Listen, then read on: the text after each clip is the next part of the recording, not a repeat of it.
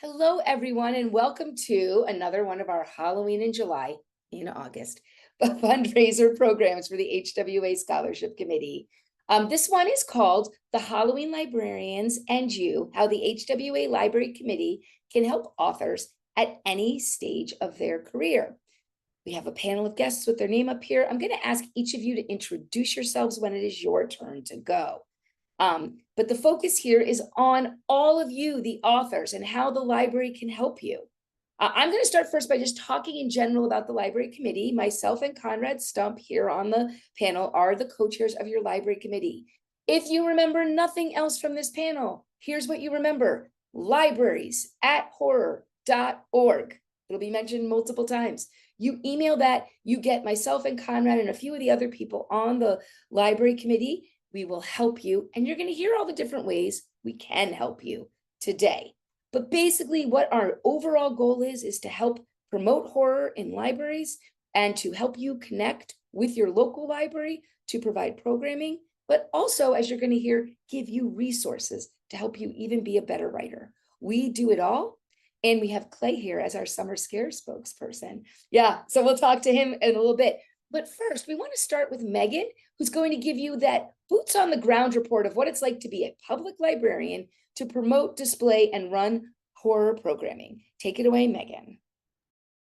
Hi, everyone. My name is Meghan Bouffard, and I'm the Information Services Librarian at Sargent Memorial Library in Boxborough, Massachusetts. We're a very small community of 5,500.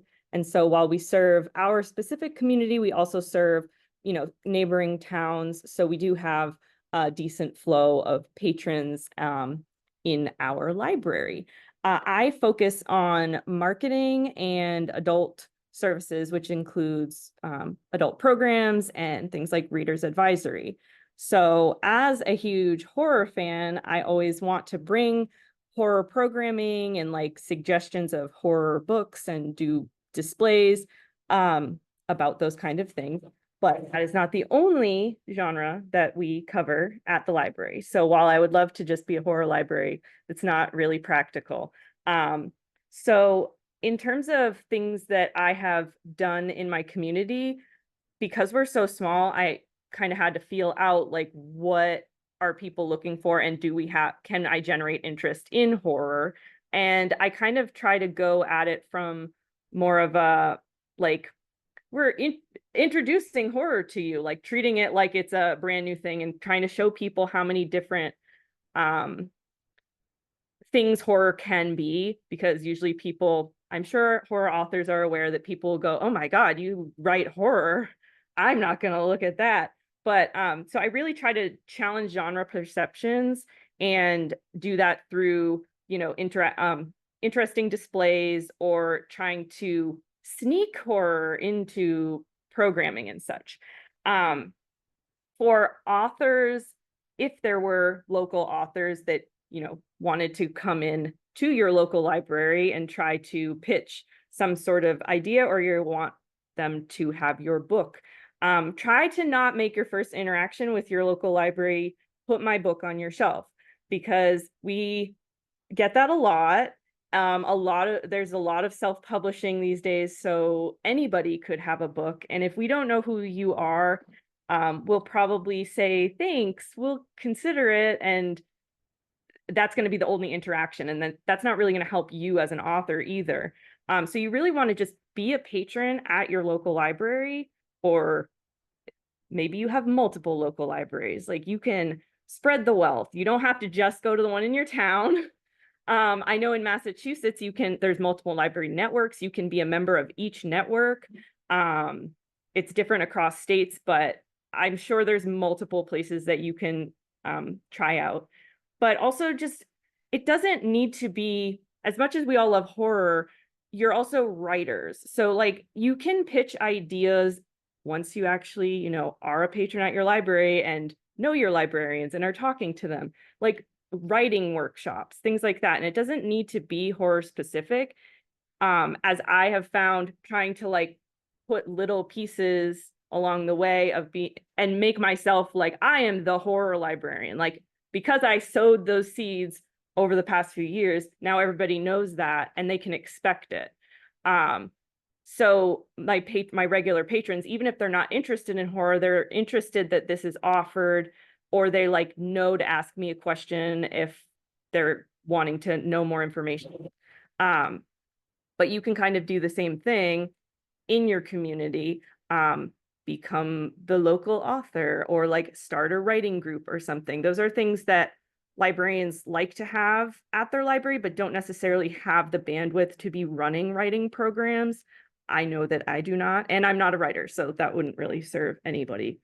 The other thing is that, libraries do collaborate with each other, so you could get multiple libraries pulled in. And I know that if somebody, for me, I reach out to other area libraries and see if they want, especially if it's like a virtual program, doing multiple library collaboration Zooms, and you can reach a lot more people. Helping with the marketing, like by spreading the word about your event, or even just interacting with your library on social media can kind of give you a boost and get in their good graces. It's like, oh, we like this person because they comment every time that we recommend books, or promote our events about other authors or things like that. Another thing for, especially because I'm at a small library, like author talks can be really difficult if it's just that one community. And that's why I'm saying, like, try to collaborate with multiple places, or see what your local library is looking for, if you can pull in a bookstore or something. And yeah, I mean, also just have fun. Like, the library is fun. Borrow books. Like, if you want to see horror books on the shelves, borrow them. Like, you don't have to necessarily read them. You just want to get the circ numbers. So like, if you already own Clay's books, but you borrow them from the library, now, they'll have those circ numbers. But yeah, I think that's I don't want to go too long. I could talk about this all day, but I think, yeah, just be a active member of your community in your library, and that will do a lot of good for you and the library. Thank you, Megan. It's absolutely correct. And I love her point about circ numbers at the end. If more horror is checked out of the library, more horror will be bought. Okay. So if Clay's books are checked out, they'll buy more Clay, but they'll also buy more books that are like Clay. And again, that is a great way for you to help your library, is to go in and check out books. If they have yours, check out yours, of course, but the more you check out, the better. And Megan, I love your point, because I always forget that, to interact with your library on social media. Everything they do, that actually is the best advice. You want to be the library's best friend? Be their top commenter on everything, on all their social media. And then when you walk in, you'd be like, I know, I'm a huge supporter of you online. And finally, libraries are fun, especially the public library. Use your library for fun.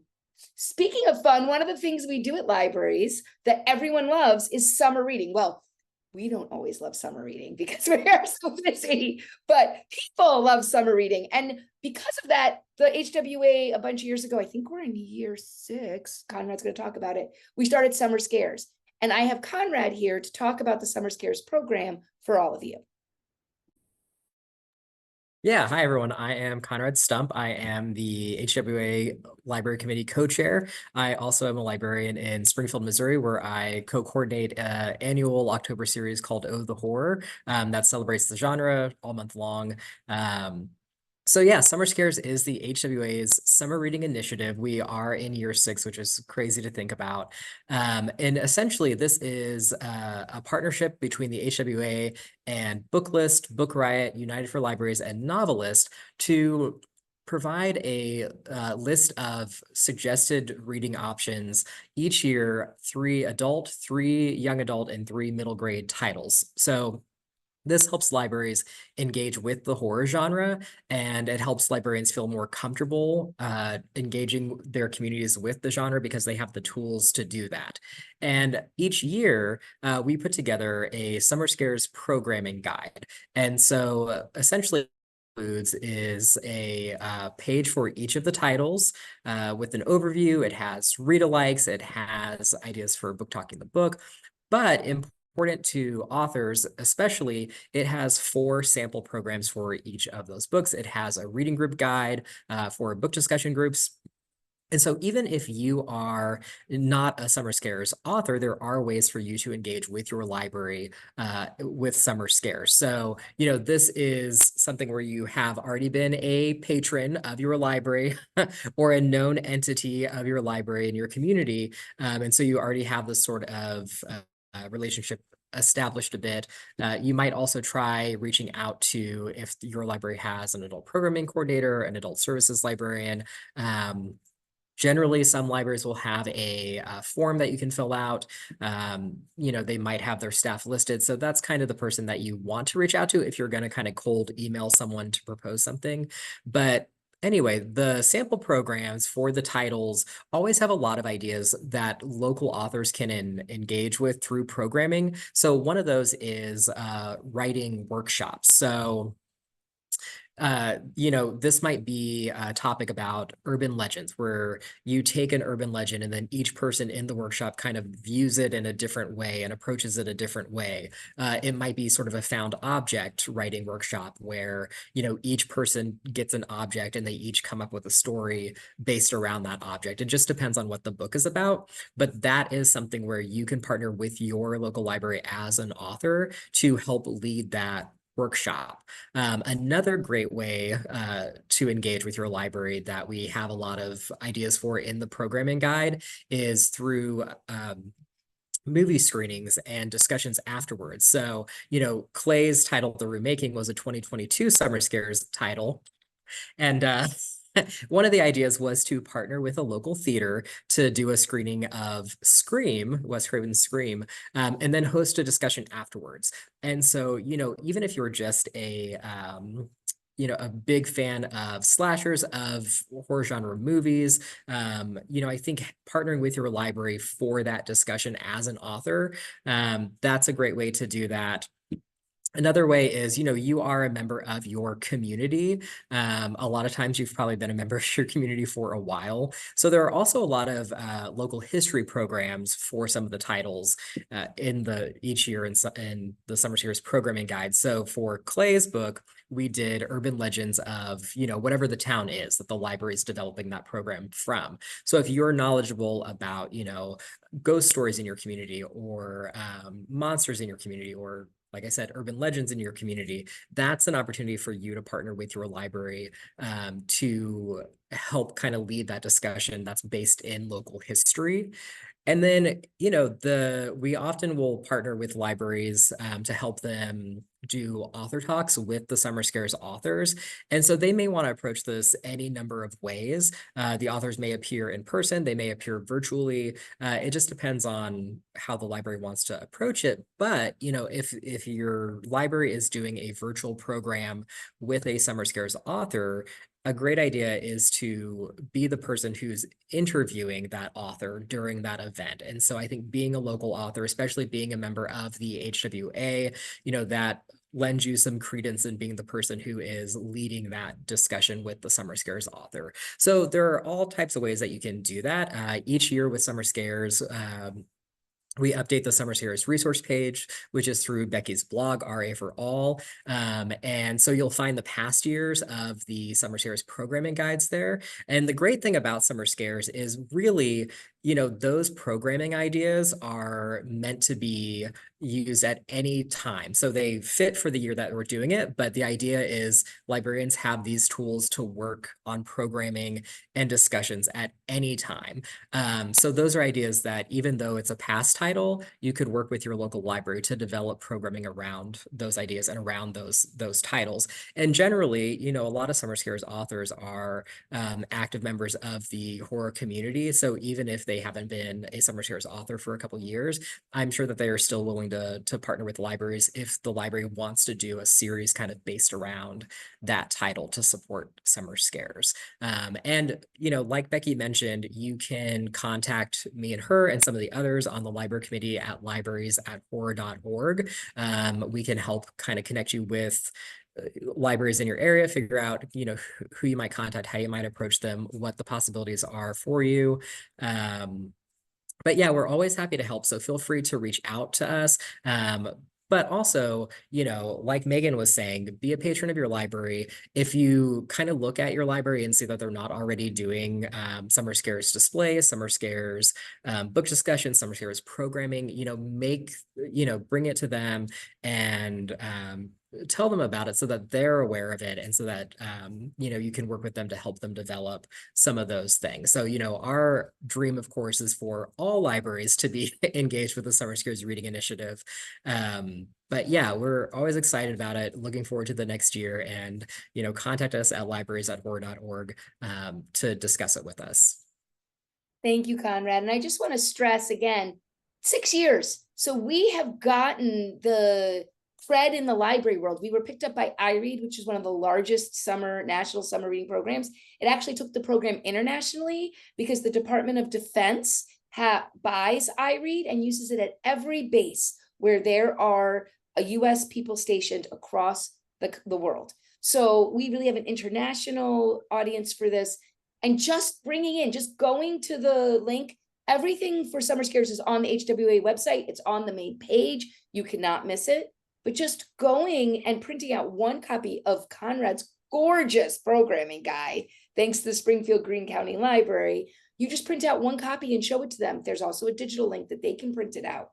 Our gorgeous graphic, thanks to McLeod Chapman. You can use it and you can say, hey, I'm coming in because did you know we do this? And look at all these programs and look at all these books. If you're the person going back to Megan who is telling them about this great program, you look awesome. And if your book isn't on it, it's still all the ways Konrad mentioned. So actually, as Konrad and I are talking about this year, McLeod Chapman is our spokesperson this year, but also he's been a big visitor at libraries in general, and he's visited for us with his book, The Remaking. And we're actually finishing up our time with Clay, although we will still work with you, and in the process of getting ready to announce the 2026 person on Halloween. So who's it gonna be? Who's it gonna be? Do you know? Have you made the decision? No. Ah. We're still working. Wait, you're on 2026? What about 2025? Oh, 2025, sorry. My brain. It's like, Becky, you are on it. But we are talking about ideas for 2026, 2025. But Clay, we would love for you to talk to all the authors because you've been doing this. You've done multiple years with the help of the HWA, and now I know you're getting jobs on your own as well at libraries. So talk to everybody about what it's like to present for a library, both in person and virtually, and any tips and tricks you can share. Absolutely. Hey, everybody. My name's Clay. And yeah, I mean, this summer has been an absolute blast because honestly, it's just given me an excuse to go to libraries, either virtually or in person, to talk about books that I love. Who doesn't want to do that? I think, for authors, there is that kind of the choice of like, is this a virtual event or is this an in-person event? And both, I think the kind of mission statements behind both are similar. There's a bit of a Venn diagram to them, but I do think in terms of virtual events, what I find really kind of exciting about virtual is that, yes, there is the kind of hosting body, that host, whoever that library may be, but you're no longer kind of like bound by the parameters of geography. So anyone can tune in. Like you could have people from you don't have to cross county lines, state lines, country line, like, anyone who wants to tune in to that virtual Zoom webinar, that whatever kind of format the conversation takes, you have the opportunity to kind of broaden your audience in terms of people who just couldn't show up. And that's pretty amazing. I've had folks come to virtual symposiums that, they're like, I don't go to this library, but I saw that you were doing this thing and I thought that was really cool. And, it's just kind of raising awareness. What's the metaphor? All ships rise in the bay. All libraries rise virtually when you do Zoom sessions. I think the only the one kind of feedback that I would give for virtual events is that also, not only do you get to kind of pull a larger audience, but you could also pull a larger author base. And I think panels really work well virtually. I want to believe we all have fandoms of thousands of readers and they're just dying to see us. But, some days you might be like, oh, 5 people signed up for this thing. And that's okay. That's totally fine. But, think of like the 5 people that this other author might bring in, and then the 50 people that this other author will bring in. And all of a sudden you have this kind of cross-pollination effect of exposing readers to other writers that they may not have been aware of or familiar with. And honestly, hearing authors talk either about their works or works that they're passionate about ends up kind of getting readers interested or curious in kind of checking you out, and they might not otherwise. So I find kind of diversifying your panel, having a wide range of authors always makes for a really kind of interesting conversation. And whether it's a librarian or one of the members of the panel, like someone has to be in charge of moderating that panel. So, if you are fortunate enough to be the person spearheading this panel, I would wholeheartedly suggest that you kind of as a default, be the moderator for it, even if it is just an open conversation, because the most awkward panels I've ever been on is when there's been no moderator and everyone's just kind of staring at each other and they're just like, so what have you been reading? Not that that's anything wrong with that either, but you know what I mean. Always, when in doubt, moderate. I find that whether it's virtual or in person, it is amazing to actually just meet and chat and discuss books with the librarians. Like, you're going to these places, and like I've been so fortunate this summer where I've been able to visit all of these different libraries. And there's just that moment where you kind of take in the facilities and say to yourself, how would I ever be here otherwise? Like, this is just a phenomenal opportunity to kind of like take a tour of the shelves, see what's on the stack. And I think that, particularly with summer scares, a lot of librarians are really excited to do, I don't know if you would call it counter programming, but there is something really exciting about like Halloween in July. Like it is something that's kind of like, ooh, we can kind of put the spooky books on the front shelf. And I'm going to call out one library just because I visited them last, but I was at the Prince William Public Libraries, and it was at the Haymarket Gainesville Library, and they had me in person, and it was wonderful because what they did was, throughout all of the libraries within Prince William County, the librarians all kind of communicated with one another, and it was like, let's have our own kind of like Halloween in July bookshelves, and they all took photos of them and shared them, and like you could see what books ended up at this library versus what books ended up at that library. They did these amazing activities. This is called a I'm not going to be able to say it, terrarium, a terrarium. And they made this one for me, and I don't know if you can see it, but it's got all of my little book covers. And this is what they did for their teen YA group. So not only did they have a specific, this is the middle grade, day full of activities. This is the YA day full of, their kind of Halloween activities. And then they did an adult Halloween activity, which was Bring Me In. And, these are just librarians who are so passionate and excited and are readers themselves. Like, these are the books that they're like, you do find yourself kind of engaging with people who really love these books. And, it's such a honor and such a privilege if they really, really like your book. So I think that like being able to kind of talk about like, oh, have you read this book? Or what about this book? For me, the best nights or best events are when I get to walk away with a list of books that I haven't read that I now want to check out because either a librarian or a fellow author suggested them, or I get to kind of convince somebody else that like, oh, you really, really got to check out, this thing Between Us by Gus Moreno. Like you just gotta, if you haven't read Jackal by Aaron Adams, like you gotta read it.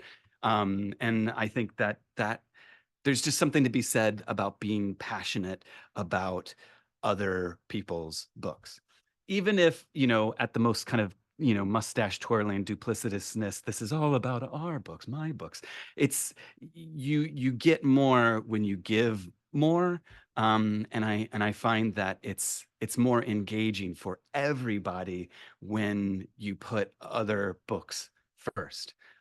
So I don't know. It's a weird kind of thing to suggest, but yes, me. Like it's all like let's spread the word on the books that you, the author, have written.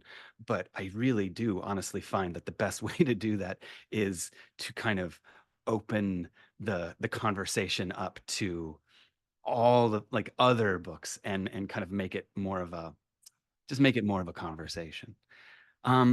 Is there anything else I want to say? I think that like beyond, I will wholeheartedly advocate for writers' workshops. If you have a day and you can be in person, like there's something amazing about like, here's a sign-up sheet, there will be a 2-3 hour writing workshop on a Saturday afternoon, culminating in an evening event of some sort, whether it's readings from that workshop that you moderated versus a reading of your own work. I don't know, like engagement and kind of just thinking outside the box. And snacks. Snacks are always welcome. It's like you've become a librarian doing all this work, snacks. I will make a plug though for a book Clay has coming out in the fall called Kill Your Darling, where there is a library writing group heavily involved in that story. I'm so terrified of you reading that because I was like, oh man, am I shooting myself in the foot? I mean, I don't know if I'd say positive, but it's an experience. So, It is very accurate. It's an accurate experience. I feel like you've used your library experience to create a good one. Some of the participants might have some issues, but the class is great. I'm going to leave it at that.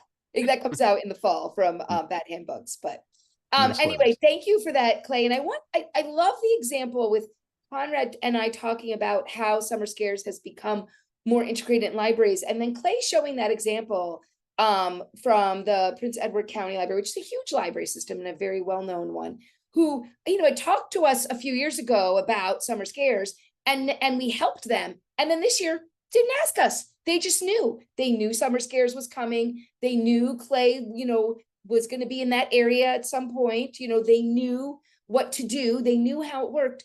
That's what's happening with Summer Scares. So every year we have different books, different authors, and libraries are just expecting it and running with it. Like Clay said, they just needed an excuse to offer horror books a different time of year. And so we gave them that excuse and they're running with it. But it's not just public libraries that do a lot with horror and horror authors. And we have Jocelyn here to talk about the academic library perspective. And she is somebody who's done a lot with authors and with the HWA in particular. Jocelyn, it's your turn. Yes, thank you. I'm Jocelyn Codner. I'm the reference and outreach librarian at Chatham University's Jenny King Mellon Library. I am currently recovering from a cold, so apologies. My voice might do some weird things, but we're going to get through it. Academic libraries do look different from public libraries. We have a different population, not entirely different, but it is more focused. We have that college age demographic. We tend to focus a little bit more on education. That being said, I've done plenty of fun programming as well. I have a really popular crafting series that is inspired by the Summer Scares title picks. It is very popular with the students. They love an excuse to eat snacks, yes, and also relax and take their mind off of schoolwork. So there is a lot of opportunity in academic libraries as well as public libraries. Programming does look a little bit different, but I've been very successful in using resources like the Horror Writers Association, Summer Scares. I'm located in Pittsburgh, so I have the pleasure and the honor of being close to the University of Pittsburgh and the Horror Studies collection there. And I've taken advantage of that and done programming with Ben over there as well. So there's a lot of opportunities for authors to be involved in academic libraries as well. Our programming has looked like authors coming to campus to give readings or talks. It also looks like adding more horror and dark genre fiction to our collections as well.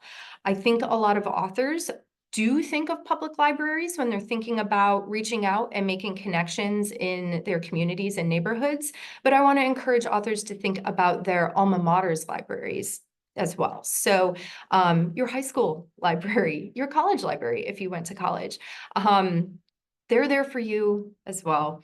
In my library, we do try to prioritize the work of alumni when we are adding titles to the collection.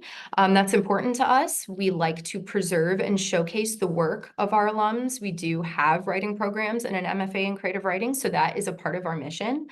And we're always looking for collaboration ideas for programming. So, people have mentioned writing workshops. That's definitely a thing that academic libraries would be interested in. Perhaps visiting an MFA creative writing classroom to talk about the publishing world, what it looks like to be a working author, or perhaps a craft talk, talking about what writing looks like for you, how you approach it, all of that good stuff. It could look like readings on campus that is definitely aligned with the academic mission, or potentially hosting an event at that academic library during spooky season or any time of year. A lot of my programming is year round. So we do look for that opportunity to inject, or I look for that opportunity to inject horror in programming at any time of the year. So I do have some suggestions for authors. It is going to be very similar to what Meghan and Konrad have mentioned and what Clay has mentioned so far, but repetition does not hurt. So, I think it really helps we've talked a lot about building relationships and being an active member of the community that your library engages with. For academic libraries or school libraries, I think taking advantage of existing relationships that you might already have will get you a long way. So if you had a teacher or a librarian in high school or college that you really connected with, got along with, you should reach out to them, send them an email, reintroduce yourself, talk a little bit about what you've been up to, thank that person for helping you when you were in school, and kind of make that connection again, rebuild that connection. You can kind of gauge their capacity for taking on collaborations, or if they're looking to do something interesting and different, you can talk about what kind of work you've been doing since you graduated and how their help when you were in school might have influenced that. And as you build that relationship, you can start to suggest collaboration ideas of you coming in to do programming, you coming in to do reading. You could donate a copy of your book to the library. I know in my library, if an alumni donates a copy of their book, we're 100% going to put it in our collection. So you will have your book in a circulating library collection, which goes a long way. But libraries also do purchase books. It just depends on their collection development policy, which brings me to my next tip. It does not hurt to do research before reaching out to your local or alma mater librarian. Look to see what their policies are. A lot of libraries will have their policies published on their website. So thinking about collection development policies, programming policies, event policies, you want to make sure that you're playing within the rules that the library has set for itself and how it conducts itself within its community. You want to make sure that the things that you're suggesting are easy for your librarian to say yes to. So if you look at those policies, make sure you understand the way the library operates. You can kind of pitch your idea or pitch your book to the library in a way that makes it easy for them to jump on board with. So doing your research in terms of policies, doing your research in terms of thinking about the population that library serves. So for me, it's mostly undergrad academic students. For Meghan, she has a broader community that she's serving, and yet even her community is going to look a lot different from Konrad's community that his library serves. So doing just a little bit of poking around to see what that community looks like, what the potential needs are, will go a long way. Again, you're trying to make it easy for the librarian to say yes to your idea. And then also, you want to think about, and specifically for academic libraries, what kind of programs does that university offer? So for my university, it's a small liberal arts college in the middle of Pittsburgh, Pennsylvania. We have an MFA in creative writing. We have English courses. We have a bachelor's program in creative writing. We have a media studies program. So when you look to see what that university or school offers, that can give you ideas for really wonderful cross-departmental collaborative ideas that you can pitch to the librarian that then can go to a department head and say, what about this idea? Maybe we can get more funding for this. Maybe we can expand this. Maybe we can even pull in other universities, or like for me, maybe I could reach out to the horror studies collection and talk about bigger ideas that could even then pull in the community at large. So then you're starting to get into more of a public library domain. So there's so much opportunity there with academic libraries. And I think that authors do have a lot that they can contribute to libraries, and librarians are so excited to work with authors and bring them in. And I just want to make sure that authors are thinking about academic and high school libraries as well, because we are there for you too. My mom is a high school librarian, and she has brought big name horror authors into her library to do book clubs with her students, and it has been very successful, and they've had a wonderful time. So we're there for you too. Don't forget about us. Thank you, Jocelyn. And I love the point about if you're an alum, that's actually even better than being a community member at your public library, because even my books, which are textbooks for librarians about horror, are at my college library, right? And whenever there is a chance for them to do something with alumni authors, they contact everybody who is an author. Like, they just need to know that you had a book come out. They want to promote you, because no matter where you are on that spectrum of your career, they want to showcase you to their current students. And you're going to have a better chance of getting an audience. And it's a great way to practice too, right? And they'll really be thankful that you contacted them. But yeah, donate your copies. They will 100% put them in. I think with my first book, I donated, and with my second two, they bought them. So yay. And Clay's got his fingers crossed that they buy my third my fourth, because he's in it. So we'll get when it comes out in a year, but anyway, we're going to go next now. We're done. Oh, but before I get to Yaika, because she's going to talk about something a little bit different. Well, I want to remind everybody again, if you are an author watching this and you want help remembering the things we said, or you want help where we help you connect with your local library, email libraries@horror.org. And what we try to do is connect you to, if there's a chapter, to your local chapter, and then they get, you get involved with them. And then if we know people in the library or in your region, we will connect you to get you started. So we're there to help. So please reach out. Now, again, I'm going to switch gears, because not only do libraries have things that authors can participate in and promote their books, but the other thing we have are resources for writers. And so, as we mentioned with Summer Scares, one of our sponsors is Novelist. And a lot of you know Yaika Sabat, because she is also usually presenting at StokerCon with us. And she's going to talk to you about how authors use Novelist's database, which is available through many libraries, to help themselves market and write their books. So thanks, Yaika, for being here. Thanks, Becky. I am Yaika Sabat. I'm the manager of reader services for Novelist. And I am super excited to talk about this, because as a former public librarian, I always want people to know more about the resources that are at their library. Novelist is one. It is a database of books. I never refer to it as a database, because it makes you think of sort of like, research and academic papers.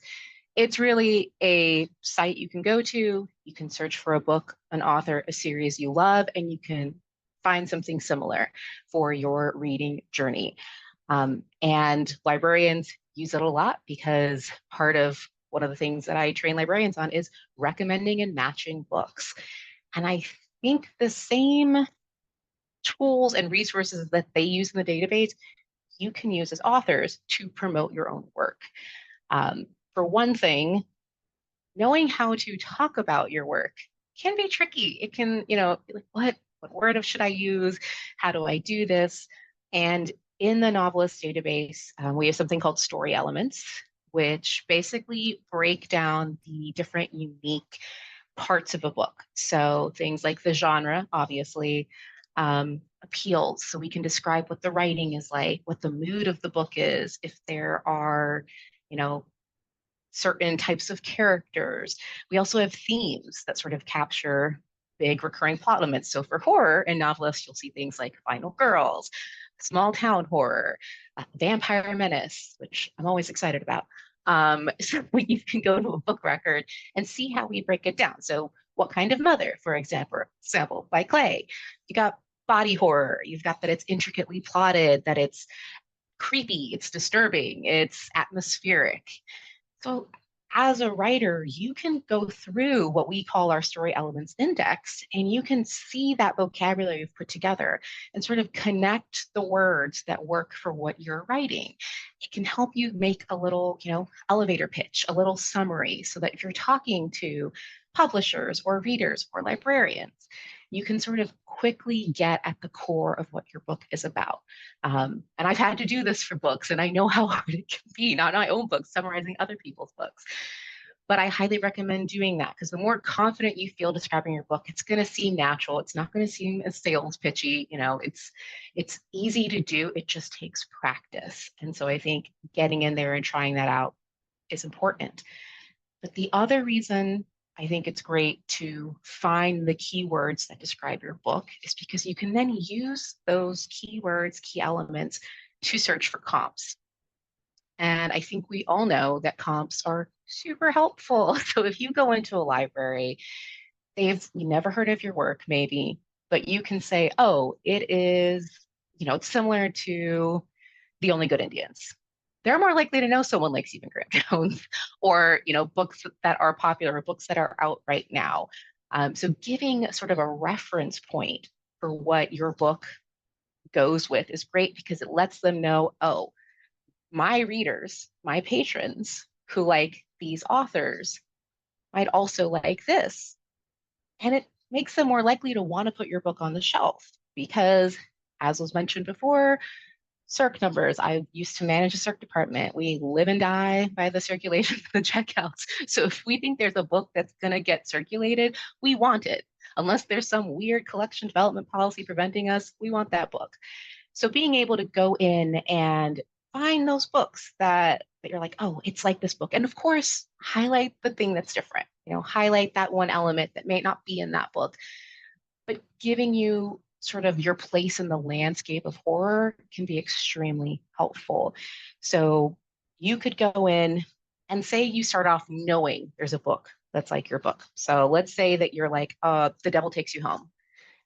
That's a good comp for my book. You can go in Novelist, search for The Devil Takes You Home, see the story elements, see how it's described, see other books that are like The Devil Takes You Home. So we're kind of doing that work for you, because you don't know, but Novelist is powered by a bunch of book nerds. Like, we love books, and also a lot of horror nerds.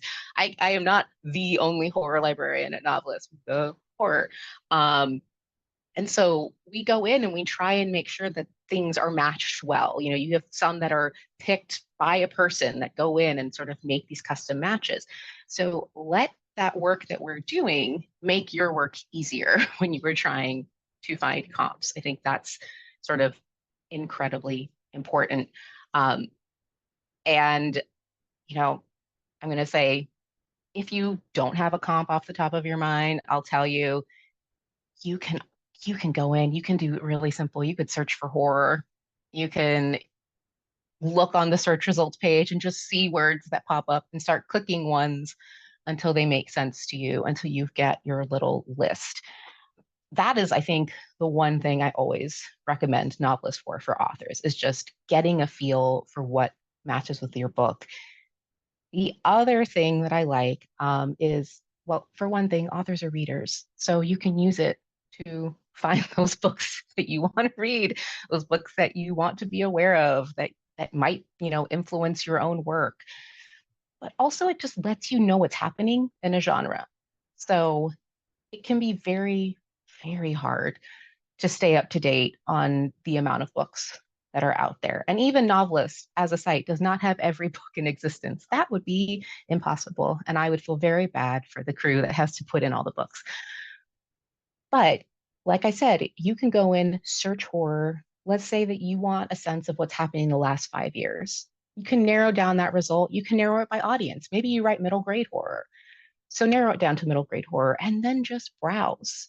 You can see the top themes, you can see the top subjects, and it can give you very quickly a sense of the trends that are happening in the genre without you having to read every single book. And this is a tip I give to librarians too, because we cannot read every single book.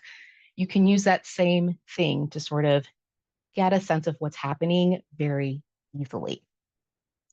And if you're listening to this and you're like, oh, that sounds cool, do we have this? Ask your librarians. So, like librarians, yes, you can use the library to, for programming, to get your book, but use the library for your work too, including resources like Novelist. So reach out, say, hey, do you have this? And they are happy to look and share with you if they do. And Novelist is not the only resource, but I really, really want to recommend that to authors. Take a look at what your library offers, all those resources, because there's so much like good buried stuff there that people aren't aware of. And you could find something that is just what you need for what you're working on.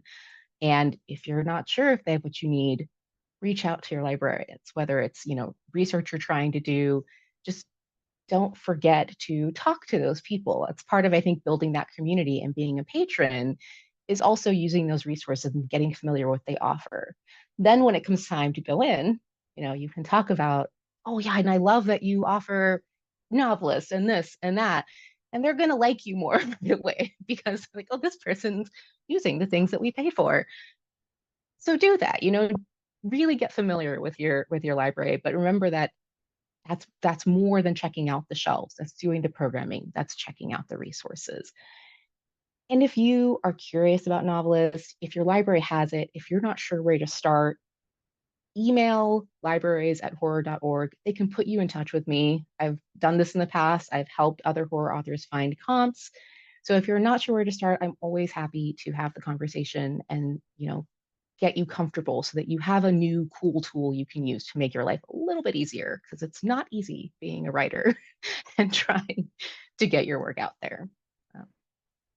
Thank you, Yaika. And if you don't believe her, just Google Sadie Hartman and then the word Yaika, and you can read an entire article where Sadie Hartman talks about using Novelist to write her Bram Stoker award-winning book, 101 Horror Books to Read Before You Die.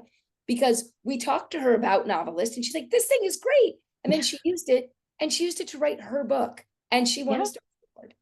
We get a little shout out in there. If you go in, you'll see Novelist gets a little shout out. So oh yeah, and in the book they're thanked, but there's a nice blog post if you just search Sadie Hartman or Mother Horror and Yaika's name.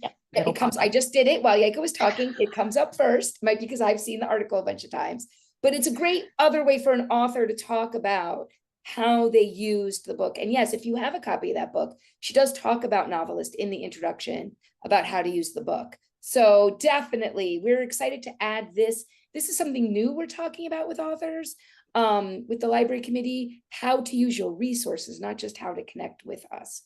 And we're gonna, thank you for being with us. We're gonna end with talking about, Konrad and I, a little bit about Librarians Day. As many of you know, or maybe you don't, every single year at StokerCon, we offer, since I think 2017, we offer Librarians Day.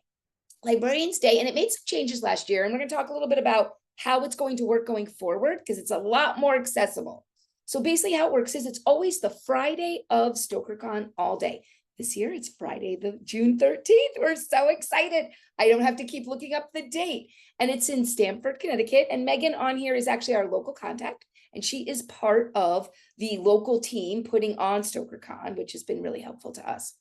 But in general, the idea of StokerCon's Librarians Day is to bring librarians in for the day. Fridays are a great day for local librarians to take off and do continuing education. They pay one price to come to our full day of programming, but anyone who is signed up for StokerCon for the full conference is welcome at Librarians Day. You do not need, we used to have this confusion to add on a ticket. You don't need to do any of that. Anyone can come. I'm going to talk about in general what you can expect, and then Konrad's going to go into a little more detail about that. But very much in general, we do a morning that is very focused on librarians, and Konrad will explain what that is. In the middle of the day, we have our famous giveaways of advanced reader copies that Konrad and the rest of us work really hard to get, but mostly Konrad, and Meghan will be storing at her library this year. So that's going to be great. And then in the afternoon, we do a series of panels that are going to be generally something you can expect. Again, Konrad will talk about details with some moving parts that are geared toward connecting the authors with the library workers. We're super excited this year because we're in Stamford, Connecticut, the number of libraries that are within an hour to get there to drive for the day for the librarians to do training is humongous. Like it's like when we were at, those of you who were with us in Providence, we had so many librarians from so many different libraries because it's so close for so many people. I've already heard from people as far as Northampton, Massachusetts, that they're coming down for the day. So, we're really going to get a lot of people there. But I'm going to let Konrad talk about what you can expect during the day as an author. Yeah, definitely. So as Becky talked about, right, Librarians Day is this entire day of continuing education for library workers, helping them engage the community, their communities with the horror genre, but it's also an opportunity for them to connect with authors and publishers, and for authors and publishers to connect with librarians. So, the first half of the day, like Becky mentioned, is very geared towards librarians and library work, but it starts off with a brainstorming session about how librarians can engage their community with the horror genre. And so this is just a room wide open discussion with some prompted questions, but it gives authors an opportunity to hear what different libraries are doing. And, if you hear something that you're interested in, kind of who you want to connect with to discuss that. Or if you're interested in appearing at a library, you know who to connect with to discuss that. So it's a nice general discussion, and there is room too for authors to kind of discuss their experiences working with libraries and how the two can work together better. And then the next kind of panel of the day is generally sort of a how to feature horror at your library. So it depends on, sort of what the approach is based on who the panelists are, but it's an opportunity to hear from specific library workers about the projects that they have worked on to engage their communities with the genre. And a lot of times that will include working with authors. It include workshops and book discussions, or, author Q&As. And so there's a lot to learn there about kind of how libraries work and how authors work with libraries. But again, kind of how to connect. And then the third thing that we do sort of in the morning is a buzzing about horror books session. So this has been very popular. So it's, different librarians, different reviewers talking about new and upcoming horror titles. And then at the end of that, as Becky touched on, we work to get a lot of ARCs kind of specifically for Librarians Day. We also try to get some swag. And so that's kind of when that is all available. And so there are a lot of great titles there. I mean, this year we had a horror movie by Paul Tremblay, and there were people coming in like, I heard you had this title. I heard you had this title. It was the hot commodity, and it was only available at Librarians Day.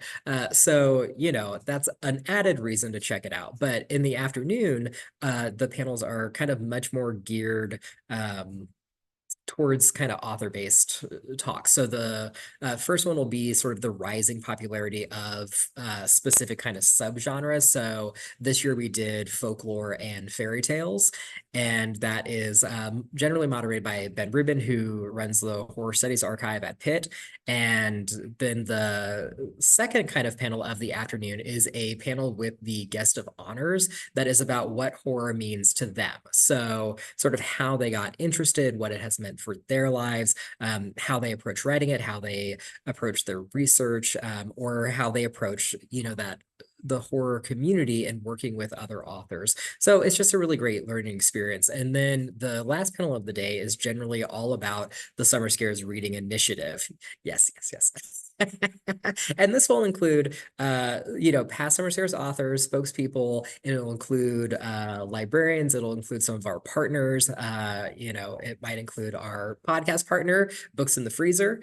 And so you can learn more about the program, people's experiences with it, both from the library side and from the author side, and sort of some of the different resources and things that we do to kind of accompany the program. Because we do kind of things throughout the summer to add to it beyond just the titles and beyond the Summer Scares programming guide. So, we've done this for a number of years now. It's always a really meaningful and beneficial day. And so, if you haven't attended it, I highly recommend that. If you haven't attended StokerCon in general, it's a fantastic conference and a really great opportunity to connect with people.